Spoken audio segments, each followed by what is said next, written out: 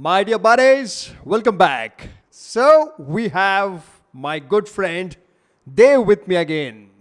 Dave, how you doing?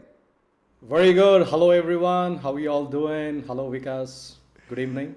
So, Dave is not in the studio today, not in Hyderabad. He is in his hometown, Bangalore. So, the last episode of the podcast, that is Dave and I, we spoke about the V Storm. What a beautiful, practical motorcycle she is, and how Dave has been making the best use of that motorcycle. And Dave, you know what? So many thousands of bikers resonated with our thought that a V Storm 250 is a very practical motorcycle for our Indian conditions. And also, they agreed that a 250cc is most of the time is all that you need for our Indian roads. So now, buddies, let us talk to Dave about the awesome touring that he has done in his life in India, and also let us learn a few critical matters from him. That is, now when it comes to touring on a motorcycle, almost all bikers love it. But it takes a lot of planning, it takes a lot of experience to be able to tour efficiently and safely. So, Dave has done it a lot, and we will ask him how he plans his tour, how he plans the budget, how he plans the road map, and all of that. So, it'll be very helpful to new bikers or anyone who is touring. So, Dave, we would first like to know about the last long tour that you did. Yeah. Thank you, Vikas, for that amazing, introduction, and also thank you to everyone, each and everyone who watched our previous vlog, as well as the podcast, as well as all the Instagram reels that we have made for you guys, and of course that's a lot of questions, Vikas, you put on me, and definitely I'll give my best. I'll share as much as information as possible, and where should I start from? You know. Okay, let me give you a scenario, Dave. See, first of all, when it comes to planning a tour, a motorcycle tour, there's so much involved in it. It is not like going on a tour where you simply book your air tickets or train tickets. That is so much easier, correct? You simply book your ticket, pack your bag, book your hotel, and leave. But here, the number of factors involved are very, very high because you're on your own, especially on when you are touring solo. You're completely on your own. There's no one else to blame. Anything goes wrong, you're responsible. So now imagine you're sitting like this at your home and something gets onto your mind. Could be because you're watching a YouTube video or watching a movie, uh, and you feel that, hey, you know what? I wish to go to that place. Say, for an example, I want to go to Kanyakumari. So, what is the first thing that you plan? Yeah, the first thing is, just plug in the destination on your Google Maps. Check for the distance, how much time it takes. Probably, see the road conditions as well. The Google Maps, shows, say, for example, I usually start my trips around like late mornings, like 10, 11, well, many start at like, say, 4 a.m., 5 a.m. I'm not at all a morning person, right? So each one has to, ride according to their comfort level, right? So the first thing, as I said, like, yeah, plug in the destination to Google Map, check how far it is from your hometown or wherever you're starting from, right, to that particular place, and check for alternate routes as well, and check as to whether it is a highway or it's going to taking through some state highways or some country roads or something, and plan up. And also the other thing is, pretty much, everyone has to know, what's the maximum distance they can cover on the motorcycle, on their particular motorcycle in a given day. So they have to, I mean, it all comes down through experience, right? So you do that, practice on weekends, right? So based on your age, based on your energy levels, based on the season, right? Summer is very intense. Then monsoon, there's other challenges as well. Some people cannot take rain or something. And winter probably is the best for pretty much everyone, I guess. So where your capacity would be the max, I would say, during winters. And that's also time where a lot of motorcycle riders take up trips as well, from August, September onwards. And then so that's one thing, your energy levels as well as the distance. And the next thing is, of course, check your motorcycle. Do all those basic checks.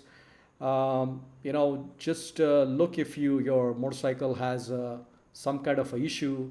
And a lot many times it so happens, you have given your bike service the previous day, right? Or 2 days before, and then the service center must be like next area or something close by. So I prefer, like, to go on a short ride, like 10 to 15 kilometers, so that they might be, some things which can get aggravated post service. They might, they're all humans. They might have made some mistakes.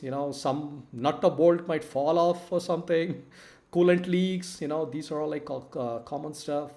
Or some who knows. Some, or your clutch cable might get cut off. Brakes. There could be an issue, right? They do all polish and all on the rotors. The brake rotors, and there could be a issue, right? So all these needs to be, you'll if you do a small ride, like around 10, 15, 20 kilometers, it's well and good before your long ride. So that's what I would say. And yeah, check for basic stuff, all the electrical systems, indicators, headlights, high beam, low beam, your instrument console, whether it's giving all the primary data properly. And check for, of course, your tires, right? Have enough enough tread, and also, of course, the air pressure. Too much is too bad, too less is too bad again. And the battery, check if it's in good condition. Most of today's instrument cluster, it shows the voltage. Thereby you can know the condition of the battery, in some way. And keep all the accessories that will be needing for the trip. If you don't have, buy it, like chain lube, chain cleaner, some brush to clean it, some waste cloth, right? And some basic tools that usually comes with the bike, or if not, few Allen keys or spanners, something like that. And of course, air inflator, very useful and also the puncher kit. So all these helps. And then again, the next thing, next would be about your luggage, how you pack them. I suggest traveling as light as possible. Travel as light as possible, because one is, light is always good. The other thing is, when you're going on a trip, right, you find something interesting, you can take, the same, luggage, and you can do some shopping, and, get some interesting, nice stuff from there, So if you're all like loaded from your home, right, it's one thing is, you're taxing your vehicle as well as yourself. And also you won't have space to get something really nice from, the attractions that you visit along the ride. Very, very well explained, Dave. So, few points. I absolutely loved it. Point number one is that generally, when we talk about touring, on a motorcycle, people by default think that they have to leave very early in the morning. It is kind of a mental block. People think, no, it's touring. So I need to leave the moment sun rises. So I need to leave at 5:30 or 6 in the morning. But why? Because most of us today do not sleep early enough to wake up at say 4:30 and get ready and leave at 5:30 or 6 a.m. So, well, thanks to all the reels on Instagram, most of us these days sleep well past beyond midnight. So, because of that, when you have to wake up and leave on a tour, you are not sleeping well enough. You're probably sleeping for 2 3 hours, then going on a 600-kilometer ride or so. It is extremely dangerous, to say the least, because number one cause for accidents on a motorcycle on a highway is, as a matter of fact, the rider falling asleep. It has happened to so many riders because you won't realize, even if you're riding with 2 3 people or you're riding solo, you are still alone on the motorcycle. And especially inside a helmet, you're alone, correct? So, there is no one to talk to. And there is no other activity happening apart from you riding a motorcycle.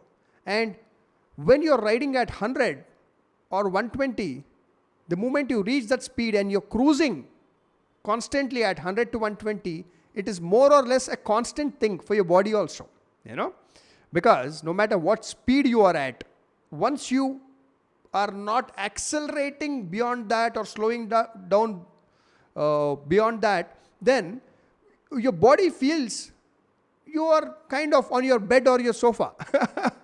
So it starts to relax and you might fall asleep.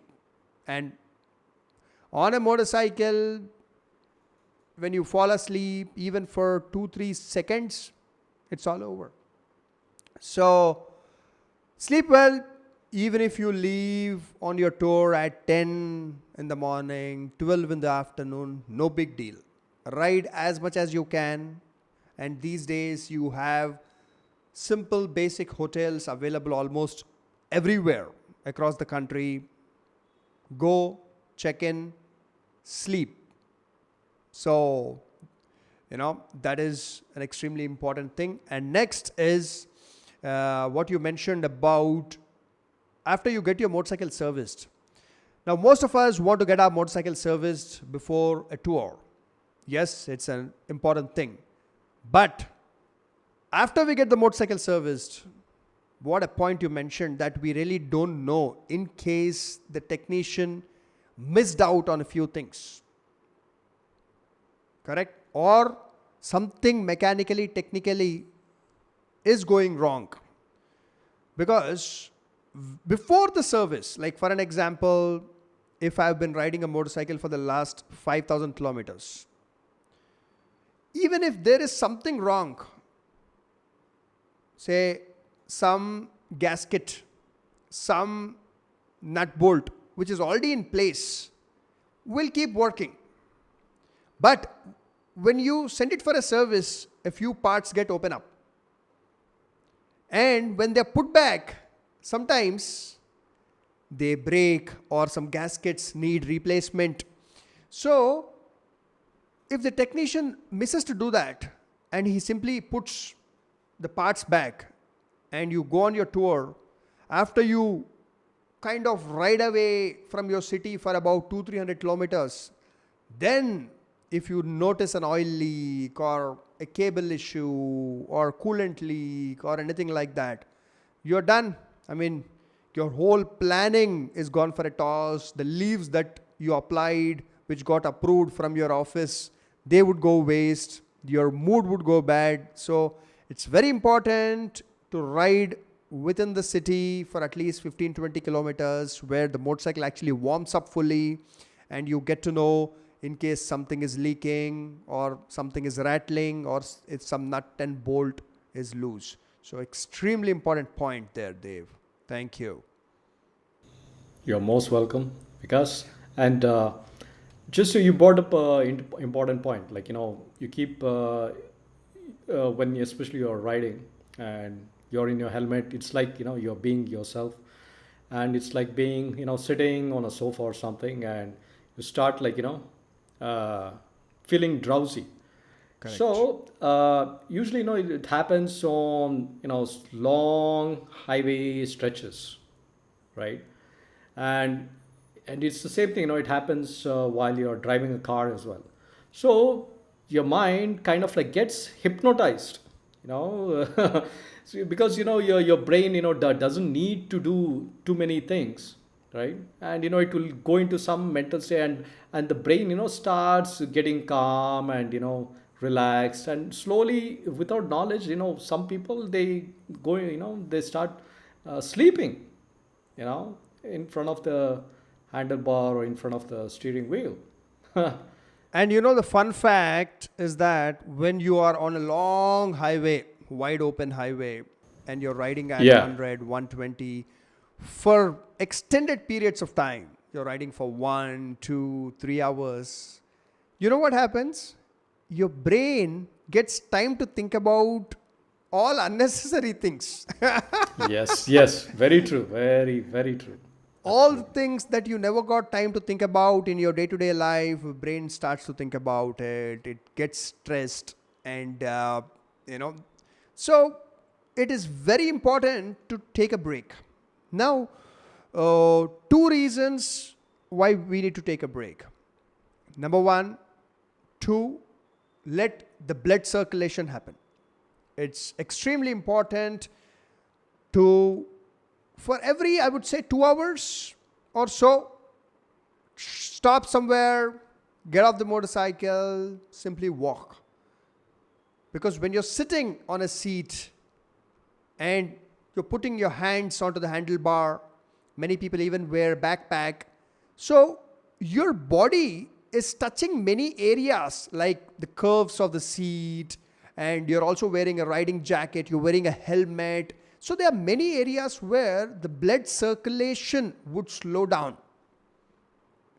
It will not be at its best. So get off the motorcycle every 2 hours, take off your helmet, walk for a few minutes. And when you do that, your brain also kind of gets out of those thoughts that you've been thinking. A lot of things. It could be a relationship, it could be career, it could be money, it could be how people treated you. A lot of things get into kind of a loop when you're on a motorcycle ride and riding for extended periods of time. And next, most important thing is, do not challenge sleep. The moment you are feeling sleepy, no matter how experienced rider you are, stop. Stop, walk, wash your face. Some people like to have a cigarette, some people like to have a cola, do whatever. But get out of that cycle where your brain wants to go off to sleep. So, yes, Dave, back to you. So, you can now mention, Dave, how do you plan things like, do you write down any like key checkpoints on your pen and paper so that you don't have to depend on Google Maps all the time? Do you do something like that? Because honestly, I don't do that. Nothing as of right now. But this last trip, what I've used is just go on Google Map, and what I do is I save the places that I want to go. So that's anytime I open up Google Map, I can see where's my next destination is, and also in a particular destination, which is a town or city, I also search for local attraction, all those stuff, and also sometimes I also save those places. Apart from that, there would be especially in hilly regions and all, there won't be network. Unfortunately, I mean that's a part of riding. So, So do you I download go. maps and keep? Yes, yes, I download offline map. Very important, very, very, very useful, I would say, and it has helped me in a lot of places. uh, those offline maps as well, especially riding across mountains and stuff where there is absolutely no signal at all. Yeah. There could be some people who do not know about this, but on your phone in Google Maps, you can download maps of few towns, cities, and keep them so that in case internet is not available, your phone will still use the downloaded data and it will coordinate with the GPS satellites and it will still show the map to you. So, yeah, nice. And however, I still feel it's a very meaningful thing to do. That is, write down some key checkpoints. Like for an example, you go to this Very place, and after a few hundred kilometers, there'll be so and so landmark. Then you can go somewhere else. So just in case all hell breaks loose, your phone stops working, your screen breaks, something like that happens, you still have, a piece of paper that you can depend on.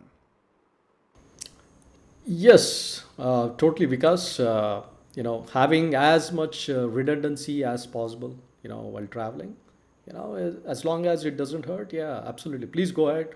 And people who like to jot down, things in general, it will certainly remove. Like kind of like you can make you can use those what do you call, scratch pads or something, so you Correct. can make tiny notes individually, right, for each destination or something like that. And the other thing, I wanted to mention in the previous thing, that sleep is paramount, very, very important. So I would say, I always like to say this: it's better, to sleep for a while, delay the journey a little bit, than to sleep permanently, right?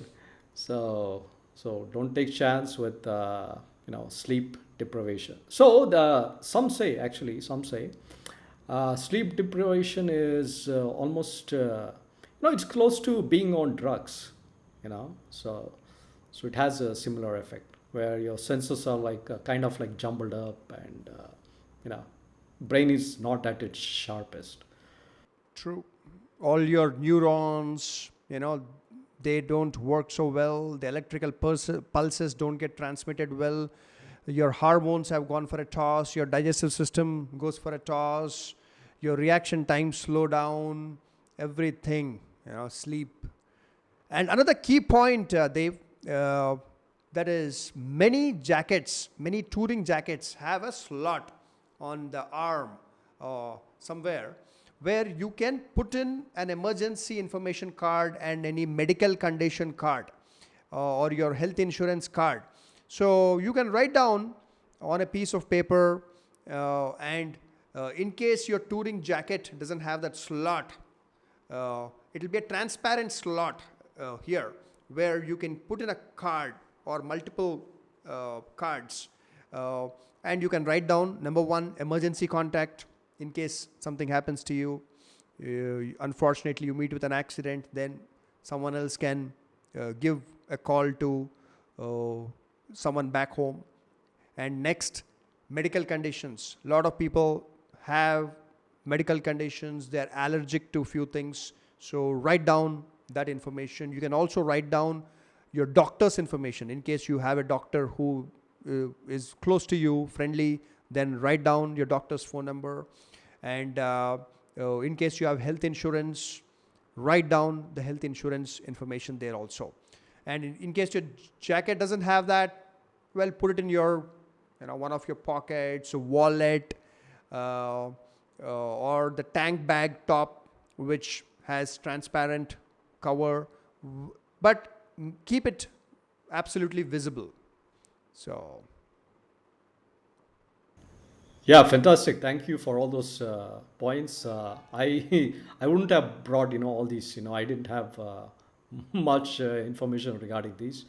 Amazing, amazing. Probably the next jacket I should buy, probably the one with that transparent slot on the arm. I have to look into such a jacket, and do something as what you said.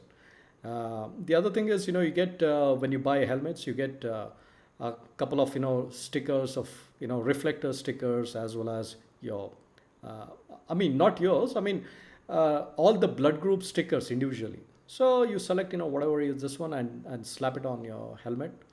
So that's also something, pretty useful as well as, writing the phone number of your doctor or allergies. Yeah, awesome. Anything to save yourself. Yeah. I mean, all the ladies who are touring, you can write my phone number as emergency contact. I'll always be there. Yeah, fantastic, fantastic.